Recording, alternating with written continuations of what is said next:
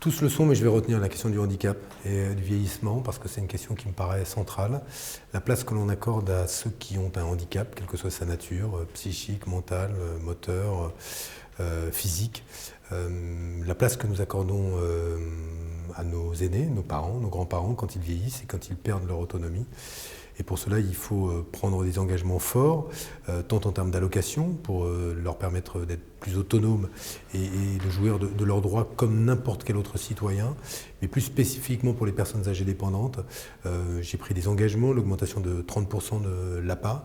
J'ai pris des engagements aussi sur le fait de réduire le reste à charge en maison de retraite, d'augmenter le nombre des effectifs dans les maisons de retraite, parce qu'il me semble aujourd'hui que sans être dans la maltraitance au sens d'une violence exercée sur les personnes, quand on n'a plus assez de temps pour s'occuper correctement des personnes âgées dépendantes, on est dans une forme de maltraitance qui confine à l'indignité et que ça n'est pas acceptable dans la 5e puissance économique au monde.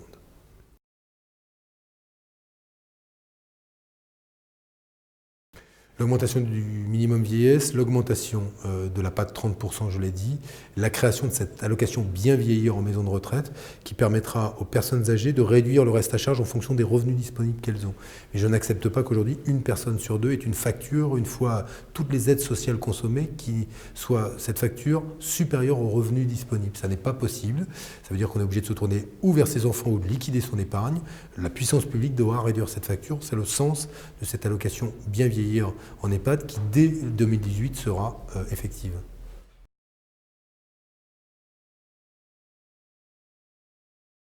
Riche au sens où on a parlé de ce dont une élection présidentielle devrait parler. C'est-à-dire, nous avons parlé travail, économie, handicap, migrants, réfugiés, prison, défense, autant de sujets qui échappent au quotidien de l'élection présidentielle.